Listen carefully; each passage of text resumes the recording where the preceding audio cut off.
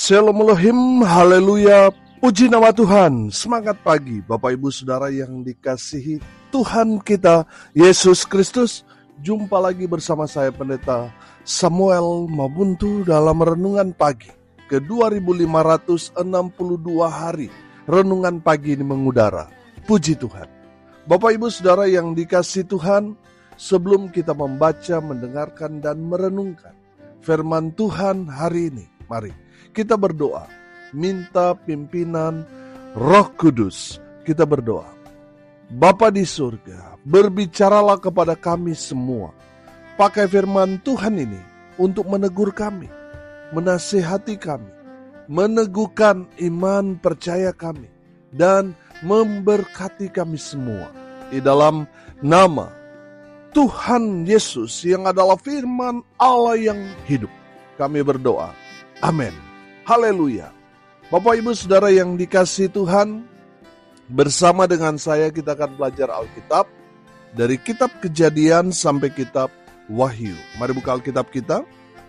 Kisah Para Rasul pasal 23 ayat 11. Demikian firman Tuhan. Pada malam berikutnya Tuhan datang berdiri di sisinya dan berkata kepadanya, "Kuatkanlah hatimu, sebab sebagaimana engkau dengan berani telah bersaksi tentang aku di Yerusalem, demikian jugalah hendaknya engkau pergi bersaksi di Roma." Amin. Firman Tuhan, haleluya. Bapak Ibu Saudara yang dikasihi Tuhan, konteks kebenaran firman Tuhan ini ketika Rasul Paulus ditangkap dan dihadapkan di hadapan mahkamah agama. Saudara yang dikasihi Tuhan, dalam kebenaran firman Tuhan ini kita dapat melihat bahwa janji Tuhan tergenapi kepada Paulus. Apa janji Tuhan? Janji Tuhan ada di dalam Injil Matius pasal 28 ayatnya yang ke-20. Firman Tuhan berkata, "Dan ajarlah mereka melakukan segala sesuatu yang telah kuperintahkan kepadamu." Perhatikan. "Dan ketahuilah, aku menyertai kamu senantiasa sampai kepada akhir zaman." Haleluya.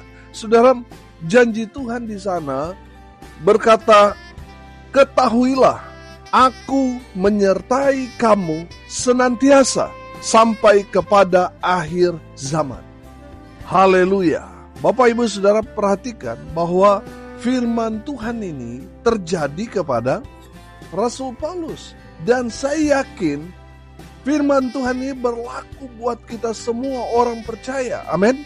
Walaupun kenyataannya Rasul Paulus ada di bawah tekanan yang luar biasa karena banyak orang menyeret dia. Banyak orang yang tidak suka kehadirannya karena Paulus menurut mereka mengajar sesuatu pengajaran yang baru yang tidak sesuai dengan hukum Taurat. Bapak Ibu Saudara yang dikasihi Tuhan, padahal Paulus memberikan pengajaran kepada mereka bahwa apa yang orang-orang Israel, orang-orang Yahudi nantikan yaitu Mesias sudah datang. Dan Mesias itu adalah Yesus Kristus Tuhan. Rasul Paulus memberikan pemahaman kepada orang-orang Yahudi bahwa Sang Mesias itu sebenarnya sudah datang. Tapi mereka tidak percaya. Dan sampai sekarang ini kalau saudara perhatikan, orang Israel, mereka masih menanti Sang Mesias. Padahal Sang Mesias itu adalah Yesus Kristus Tuhan. Sudah datang 2000 tahun yang lalu. Tapi mata hati mereka masih tertutup, saudara, masih terselubung. Makanya mereka tidak mengerti firman Tuhan. Mereka belajar, ya, mereka kuasai, betul, mereka kuasai. Tapi mereka tidak dapat mengerti maksud firman Tuhan bahwa Yesus adalah Mesias itu. Haleluya. Bapak Ibu Saudara yang dikasihi Tuhan, dari kebenaran firman Tuhan ini kita dapat menangkap pesan. Yang pertama, saudara, Tuhan pasti menyertai kita. Amin. Sudah perhatikan bahwa penyertaan Tuhan itu bukan hanya di saat kita diberkati, bukan hanya di momen-momen tertentu, tapi firman Tuhan katakan senantiasa. Amin. Artinya selalu. Tuhan tidak pernah meninggalkan kita sendirian. Dalam situasi, kondisi apapun, baik suka maupun duka, mau diberkati ataupun tidak, mau di rumah Tuhan maupun di dalam penjara, Tuhan tetap menyertai saudara dan saya. Amin. Tidak pernah Dia meninggalkan kita sedetik pun. Kalau kita meninggalkan Tuhan, sudah berapa kali kita lakukan, betul? Tapi Tuhan tidak pernah meninggalkan kita. Dalam situasi, kondisi apapun kita, Tuhan tetap setia. Amin. Saudara yang dikasihi Tuhan, kalau kita mengikuti saudara dari kebenaran firman Tuhan ini, dari pasal demi pasal sebelum pasal 23 ini, kita dapat melihat bagaimana Paulus, dia ditangkap, dimasukkan ke dalam penjara, dia mengalami persekusi, dia mengalami penganiayaan, dia mengalami hal-hal yang buruk dalam kehidupannya. Tapi dia tidak berhenti bersaksi. Saudara, karena apa? Rasul Paulus tahu benar bahwa Tuhan pernah berjanji, Tuhan akan menyertai kita sampai pada akhir zaman. Saudara yang dikasihi Tuhan, rupanya itu yang dipegang oleh Rasul Paulus. Sehingga dalam segala situasi, kondisi apapun dia tahu bahwa Tuhan adalah setia. Tidak pernah meninggalkan anak-anaknya, anak-anak Tuhan, hamba-hamba Tuhan sendirian menghadapi permasalahan, pergumulan yang dialami karena iman mereka kepada Kristus Yesus Tuhan. Tuhan tetap setia. Penyertaan Tuhan sungguh nyata dalam kehidupan kita orang percaya. Amin. Haleluya. Kalau teman kita, saudara, hanya ada bersama dengan kita ketika kita diberkati. Tapi di saat kita mengalami hal yang buruk, apakah mereka masih mau bersama-sama dengan kita? Saudara lihat Nabi Ayub, waktu dia jaya, waktu dia kaya, waktu dia diberkati, banyak sekali orang ada di sekitar dia. Bahkan kucing pun ngaku saudara-saudara. Saudara yang dikasihi Tuhan. Tapi di saat Ayub mengalami kemalangan dalam dirinya, dia sakit, semua orang meninggalkan dia. Di tengah kebangkrutannya, di tengah kedukaannya, satu persatu meninggalkan Ayub. Saudara yang dikasihi Tuhan, bukankah itu juga yang kita alami ketika kita diberkati, banyak orang datang. Tapi di saat kita mengalami sakit, di masa tua, kita bangkrut, satu persatu meninggalkan kita. Tapi saya mau kasih tahu saudara, orang-orang yang di saat kita diberkati ada bersama dengan kita. Di saat kita susah mereka meninggalkan kita. Tapi ada satu pribadi yang tetap setia, ada bersama dengan kita. Dia adalah Tuhan Yesus Kristus. Dia tetap setia.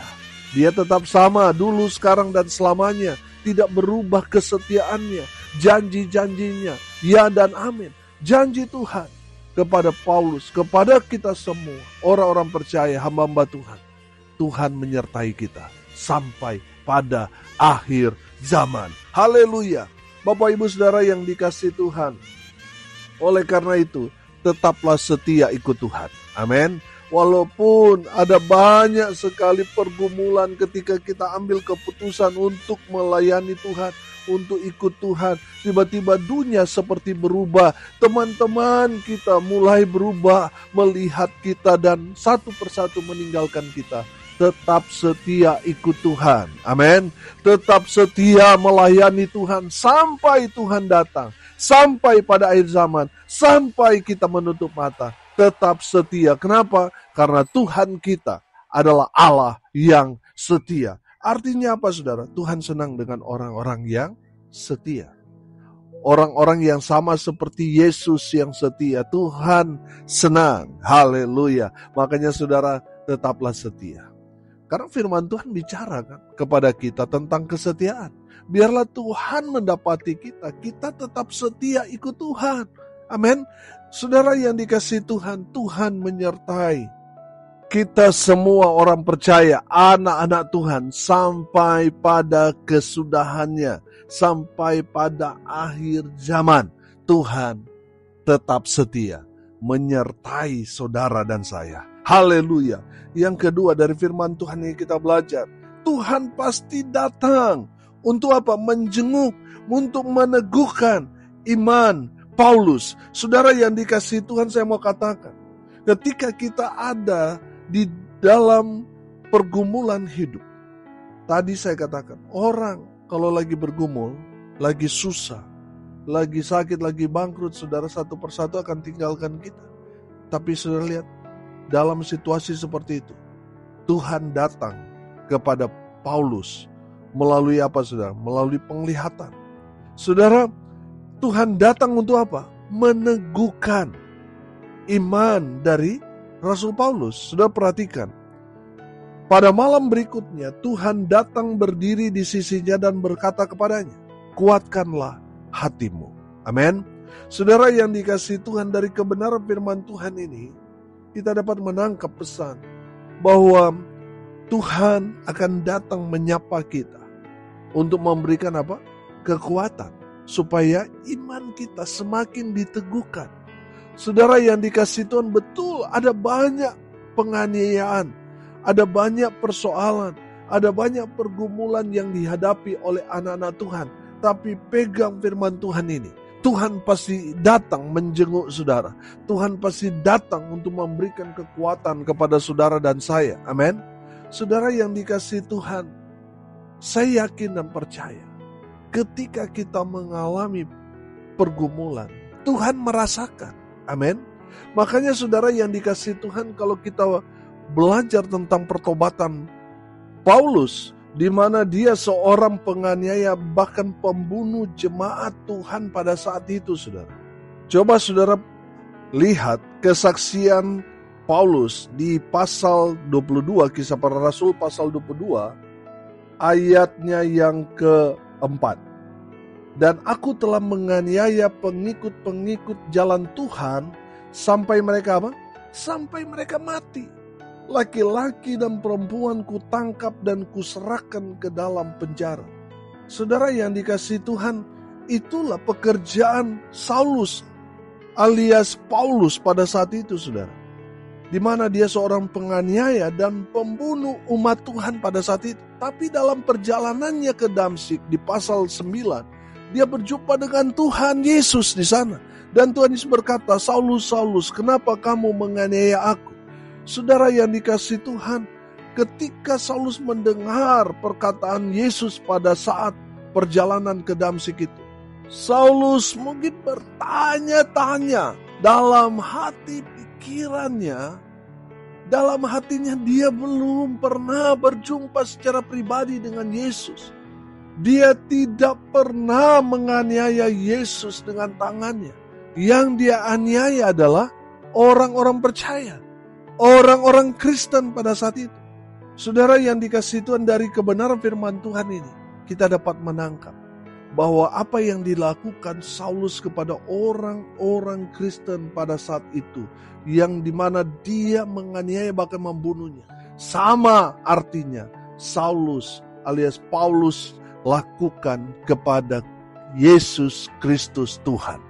Bapak Ibu Saudara yang dikasihi Tuhan, dalam posisi di mana Saulus sendirian di dalam penjara, Saulus mengalami peneguhan iman bahwa Yesus sendiri yang datang kepada Paulus dan memberikan kekuatan kepada Paulus. Karena apa yang dialami Paulus, itu juga yang dirasakan Yesus. Amin. Artinya apa, saudara? Kalau saudara saat ini bergumul karena saudara percaya pada Tuhan Yesus, saudara susah, saudara menderita, saya mau katakan, Yesus merasakan apa yang saudara rasakan. Amin.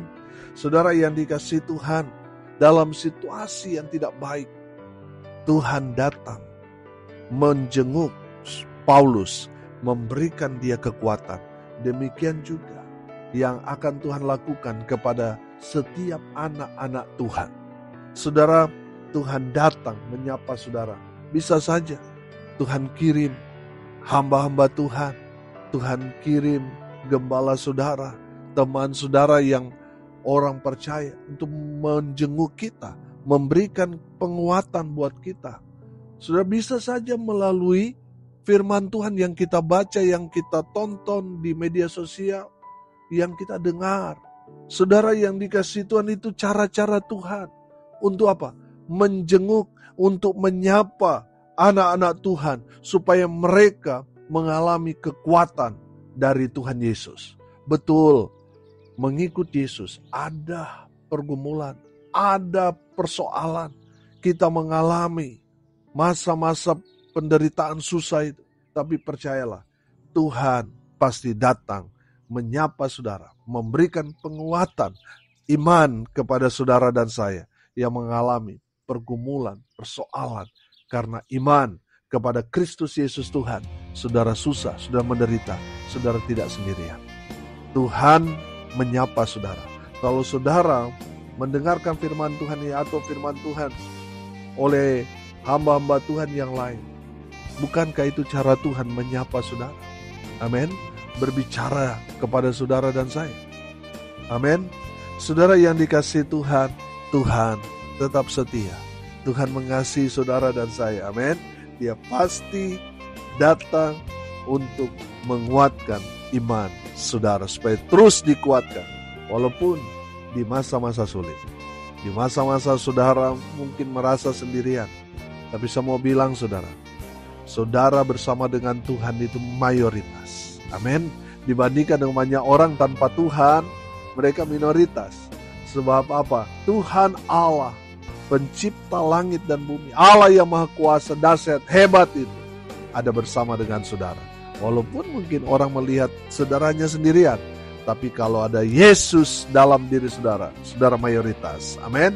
Haleluya. Yang ketiga, dari firman Tuhan ini kita belajar bahwa Tuhan senang dengan orang-orang yang berani bersaksi. Amin. Sudah perhatikan ayat 11. Kuatkanlah hatimu sebagaimana engkau dengan berani telah bersaksi tentang aku di Yerusalem, demikian jugalah hendaknya engkau pergi bersaksi di Roma. Haleluya. Dari firman Tuhan ini saya menangkap bahwa Tuhan senang dengan orang-orang yang berani bersaksi, berani memberitakan Injil. Amin. Saudara, kalau kita tidak berani memberitakan Injil, kita tidak berani bersaksi, lama-kelamaan saudara kita jadi seperti Yudas. Lama-lama kita jual Yesus.